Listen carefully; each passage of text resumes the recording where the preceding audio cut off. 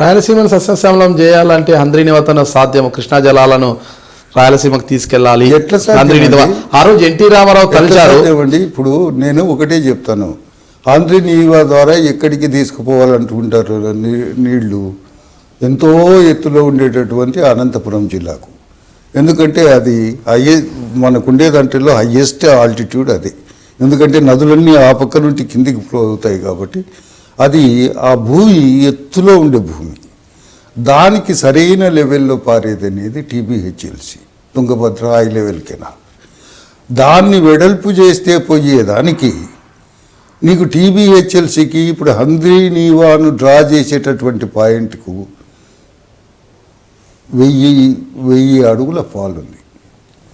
అంటే అక్కడి నుండి ఇక్కడికి వచ్చే వేలకు పాతాళంలో పడిపోతుంది.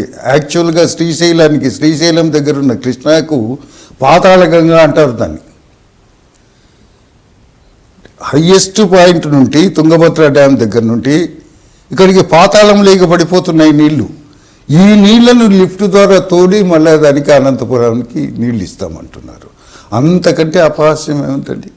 ఎన్ని చోట్ల లిఫ్ట్లు, ఎంత కరెంటు వేస్ట్ దీనికి. ఈ లిఫ్ట్లలో ఏ ఒక్కటి ఫెయిల్ అయినా కూడా అవతలికి నీళ్లు పోవు. దానికంటే హాయిగా గ్రావిటేషనల్ ఫోర్స్తో నీకు తుంగభద్ర డ్యామ్ నుండి నీళ్లు తీసుకోవచ్చు. అదేమిటంటే నీకు తుంగభద్ర డ్యామ్ నుండి నీళ్లు తీసుకోవాలంటే కర్ణాటక ప్రభుత్వంతో మాట్లాడాలంటారు. అసలు అది రివర్లన్నీ జాయింట్ ఇంటర్ స్టేట్ దీంట్లో ఉండే డిస్ప్యూట్స్లో ఉండేటివే, లేదా ఇంటర్ స్టేట్ అగ్రిమెంట్స్లో ఉండేటివే. దీంట్లో ఎక్కడి నుండి డ్రా చేయాలన్నా కూడా మిగతా వాటి పర్మిషన్ అవసరమే. దాని నుండి ఏది టీబీహెచ్ఎల్సి వెడల్పు చేసి నీళ్ళు ఎక్కువ డ్రా చేయాలన్నా కర్ణాటక వాళ్ళు ఒప్పుకోవాలా? దీన్ని తీసుకోవాలన్నా ఇక్కడ హంద్రీ నీవాకు నీళ్లు తీసుకోవాలన్నా కర్ణాటక వాళ్ళు తీసుకోవాలా? కానీ మీరేం చేస్తున్నారు? మిగులు జలాల పేరుతో అబ్జెక్షన్ లేకుండా ఉన్నారు. మిగులు జలాలు ఎంతవరకు ఉంటాయండి? ఇంతవరకు మిగులు జలాలు అనే దాంతో ఒక పెద్ద నాటకం ఆడుతున్నారు. ఆ మిగులు జలాలు అనే పదాన్ని పాపులరైజ్ చేసింది నేను. ఎందుకు ఆ రోజు మిగులు జలాలు అంటే, మొట్టమొదట ఎఫెక్టివ్ ట్రిబ్యునల్ అనేది కృష్ణా వాటర్ మీద వేసింది బచావత్ ట్రిబ్యునల్. చాలా తెలివైన జడ్జిమెంటు, చాలా సూక్ష్మంగా పరిశీలించిన తర్వాత ఇచ్చిన జడ్జిమెంటు. అప్పట్లో ఏమిటంటే కృష్ణాలో వాస్తవంగా ఎంత నీరు ప్రవహిస్తాయి అనేటటువంటిది అంచనాలు, ఈ 3 రాష్ట్రాలు తగాదపడిన రాష్ట్రాలు అంచనాలు ఇవ్వడంలో చాలా వ్యత్యాసం వచ్చింది. ఎవరిని నమ్మలేని పరిస్థితులు వచ్చింది. అప్పట్లో బచావత్ ట్రిబ్యునల్ ఒకటే చెప్పింది, ఇప్పుడు మేము మళ్ళీ వాస్తవంగా ఎంత నీరు ప్రవహిస్తుందని లెక్కేయాలంటే కనీసం 10 ఏళ్ళు లెక్కేయాల్సి వస్తుంది. ఆ లెక్క పూర్తయ్యే తర్వాత మేము జడ్జిమెంట్కి కూర్చోవాల్సి వస్తుంది. అంతవరకు మీ ప్రాజెక్టులు మీరు ఇప్పుడే కట్టడానికి మొదలుపెట్టినారు. ఆ ప్రాజెక్టులన్నీ స్టే చేయాల్సి వస్తుంది. కాబట్టి అందరూ నష్టపోతారు.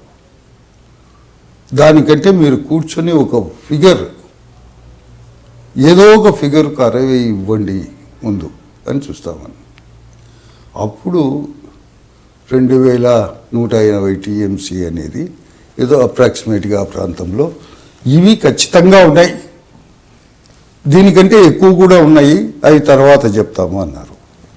అప్పుడు ఏం చెప్పింది అయితే బచావత్, సరే మేము ఇంతవరకు మీరు ఒప్పుకున్న వరకు ఆ 2000 చిల్లర టీఎంసీని మాత్రమే మీ మధ్యన డివైడ్ చేస్తాం.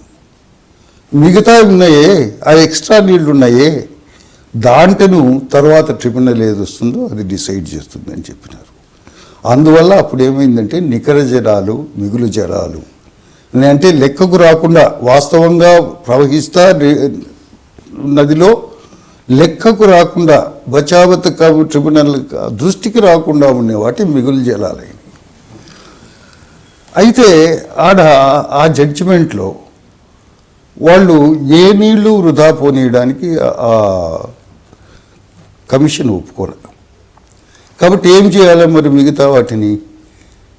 దానికి అన్నిటికంటే టెర్మినల్ స్టేట్ అనేది చివరగా ఉండే రాష్ట్రం అనేది ఆంధ్రప్రదేశ్. ఆంధ్రప్రదేశ్ అవి వృధాగా సముద్రం లేకపోకుండా ఆ నీళ్లను వాడుకోవచ్చు.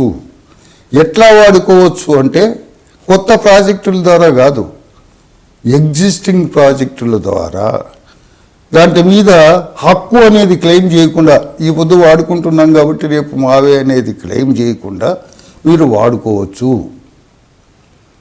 అనేటటువంటి వసతి ఒకటి కల్పించింది. ఆ కల్పించడానికి కారణం ఏమిటంటే, ఒకటి టెర్మినల్ స్టేట్ నుండి సముద్రంలో కలిసిపోతాయి, నీళ్లు వృధాగా పోకుండా ఉండడానికని ఆ వసతి కల్పించదు. దాన్ని ఆసరాగా చేసుకొని గవర్నమెంట్ కంప్లీట్గా రాయలసీమకి ఇచ్చే ప్రాజెక్టులన్నీ కూడా నీకు మిగులు జలాల మీద అనేది.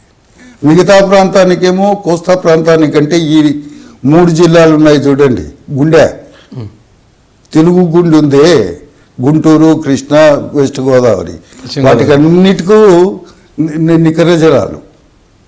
రాయలసీమకు మాత్రం మిగులు జలాలు అనేది కేటాయిస్తూ వచ్చింది. అది ఆ రోజుల్లో మాట. కానీ ఇప్పుడు మిగులు జలాలు అనేటివి లేవు. ఎందుకంటే రెండో ట్రిబ్యునల్ పడింది. రెండో ట్రిబ్యునల్లో నీకు ఖచ్చితంగా లెక్కేసి ఉండే నీటిని అంతా కూడా పంచింది. కాబట్టి ఎక్స్ట్రాడినరీగా వరద వస్తే తప్ప, ఏది అంచనాలకు మించి వరద వస్తే తప్ప మిగులు జలాలు అనేటివి లేవు.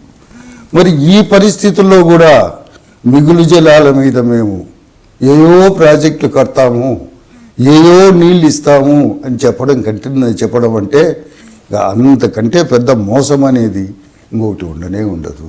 నేను మీ రమణారెడ్డిని, రచయితను, ప్రొద్దుటూరు మాజీ ఎమ్మెల్యేను.